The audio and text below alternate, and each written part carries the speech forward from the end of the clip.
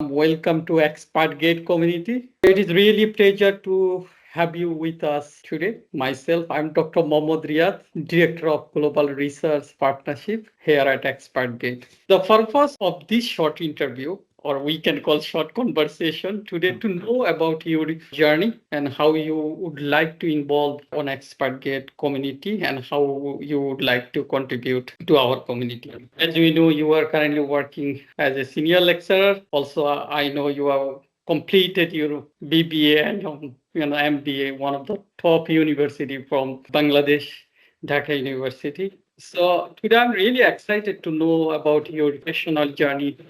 Just I want to ask you, Mr. Aminul, could you please share your professional journey and what inspired you to specialize in your field? Thank you. Okay, thank you very much.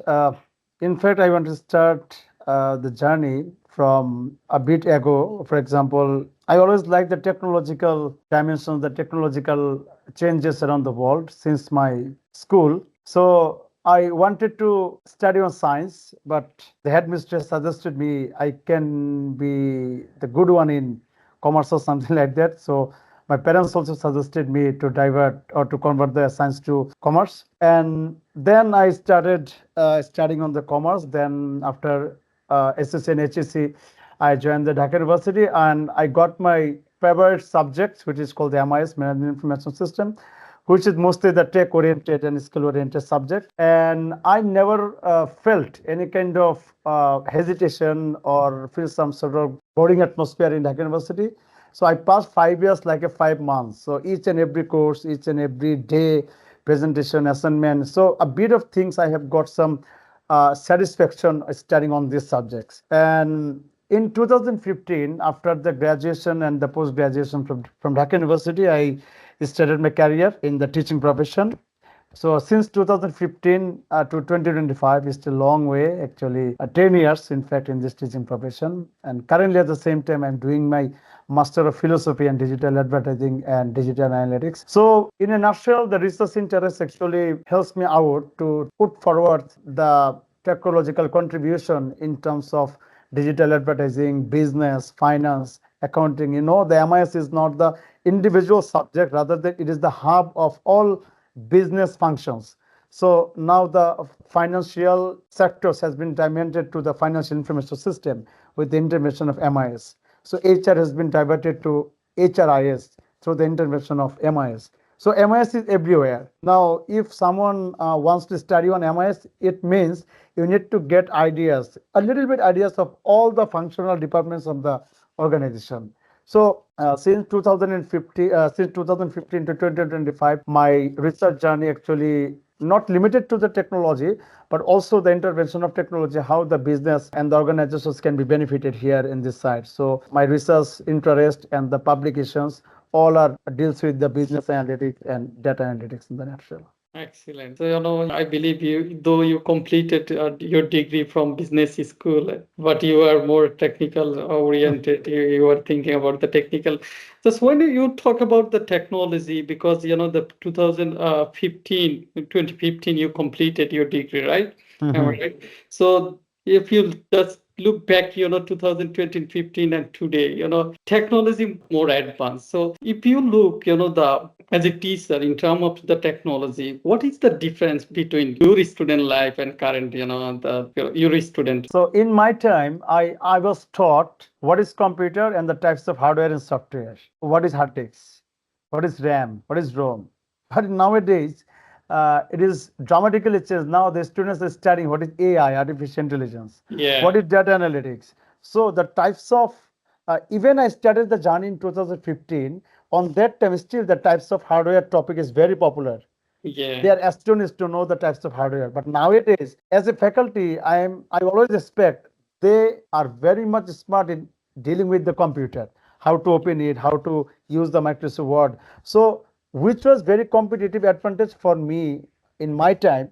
That is the basic requirement for nowadays students. Then Yeah. must know it. So, Yeah. knowing the Microsoft Excel is the competitive advantage in our time. But Yeah. knowing the Microsoft Excel is the necessity for 20, 25 students. So they cannot prevail there. This course was not included in our BBA program. You should not say that. You need to drive proactively, learn it through the YouTube or search in the Google and deploy yourself as a proactive learner. Other than it will be tough to know about this. And especially over the last 5 years, the research suggests that the AI and with the intervention of nowadays the chat GPT or something like that, the thinking level may be beyond the imagination in near future. So it's a bit of risky matter. So what graduates actually we are producing, maybe jobs are unknown, maybe Mm, yeah. skills are unknown, but still we need to deploy ourselves to know the latest technological innovation, which will be very effective for the students. So democratization, the research, acceleration of discovery, interdisciplinary collaboration. I think the expert gets actually is looking to it, right? The multidimensional and the same time the interdisciplinary collaboration. And at the same time, prompt engineering is the another issues. So if you write perfectly, you will get the required result. So searching is another skill. So in our time, searching was not too much faster. And at the same time, you can search A, B, C, D, just put exactly the faculty assign the assignment and copy and paste to the Google, and they will suggest a lot of information. But Yeah. still, we need to amalgamate all the information into a single hub. But ChatGPT and the prompt engineering is something like that. Even though all are talented students, but they cannot write the same prompt. Yeah. Yeah. Yeah. So there is the issue of copyright, there is the issue of plagiarism, there is the issue of AI detected content. Maybe it could be detected, but the content will not be the similar because it could be varied for how to write the prompt at the same time. Yeah, I totally agree with you. Yeah. Yeah, that's totally sense. As I'm a teacher working at Mm. the university here Sydney, so I know our students they are very smart. Yeah, Mhm. they are eager to learn. Some classes I'm teaching like 30 country student. They are one class student from 20 30 countries. 20 So countries. I found the student from though they are from diverse countries, but they are like they are all ready to learn. And yeah, we Western country we encourage our student in our classroom because this is the future of AI. You have to learn, you have to develop this skill. Not we are discouraged like you can't write use your AI.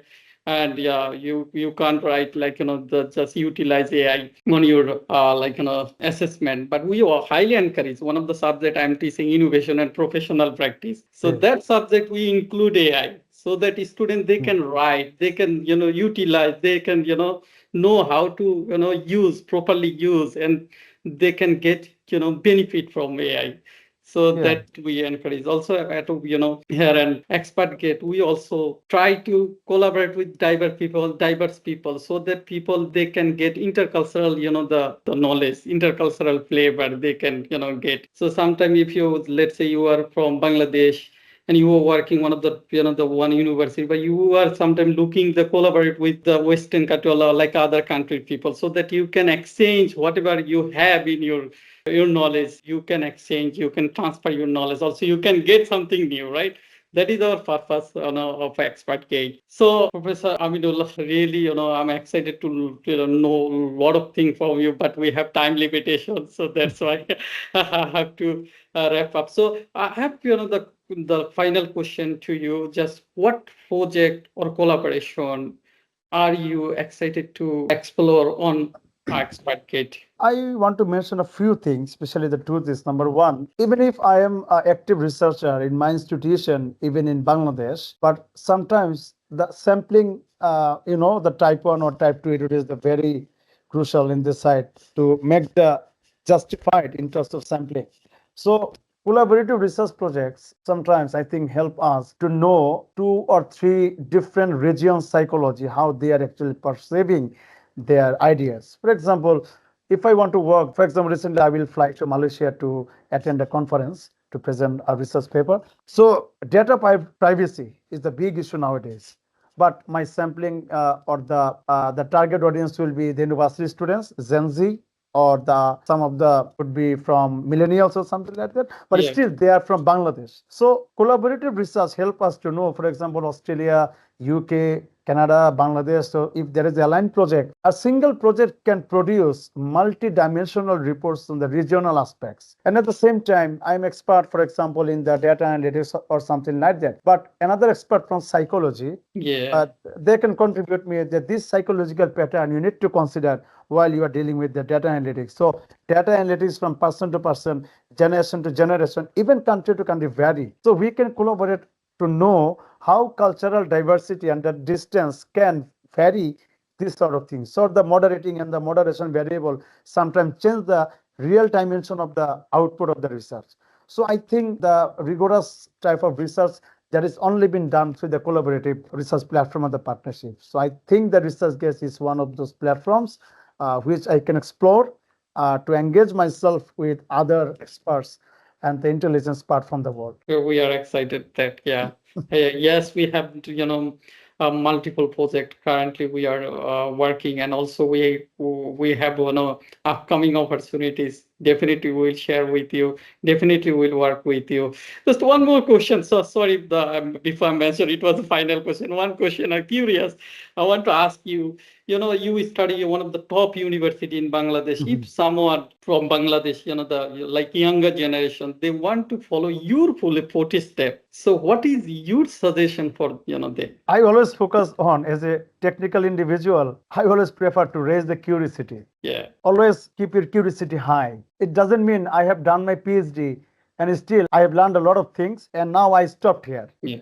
We should not do that. So ultimately, in the modern dimension, start with curiosity, not just a code or the programming code. So you need to raise your curiosity and build a strong foundation. The from technical point of view, some it was happened that those who are studying in management or other sort of theoretical subject, they should not be expert in mathematics. Now this sort of thinking has been changed.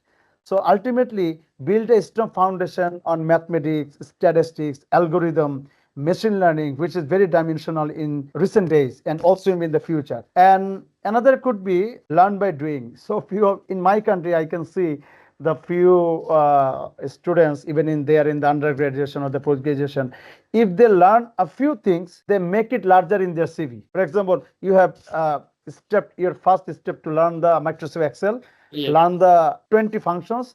Now you started mentioning that you are expert in Excel. Yeah. So it should not be. Always drive for excellence and learn by doing. So whatever you do, learn a project, do a project, that should be final. And don't work in a bubble. So online forums, research groups, and university clubs, talk to your ideas, get feedback, or something like that. Even the Discord and the Twitter, LinkedIn, they are the platforms you can follow in the individual level. And embrace research early. If you are into deep research, so get involved in university labs and the remote internships if possible, because if you do your internship in a very effective organization, that means you have the opportunity to learn. And if you want to spend your time in vague just for spending the time, then the internship cannot be fruitful for you. So you can show your internship as your 3 months experience. That could be vital for the near future. Whatever you follow, just focus on your core responsibility, core skills, or something responsibility. The final point is stay flexible and stay humble. So if you think you have learned a lots of things, maybe you stop yourself from learning in future. So always humble, like Steve Jobs, stay hungry, stay foolish.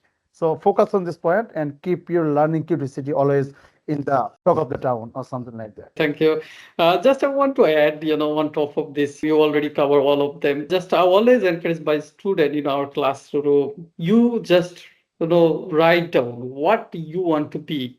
The option 1, 2, 3, right? I want to be like a scientist, or I want to complete my PhD. The why? What is the purpose? If you know the purpose as a student, the or early researcher, so then you can, achieve. You can, the explore. You can know like who is the best that area you want to go. Like you want to just go your future. So this is really important. I always encourage the younger generation. Just you have to write. You have to know the where you want to go. Oh yes.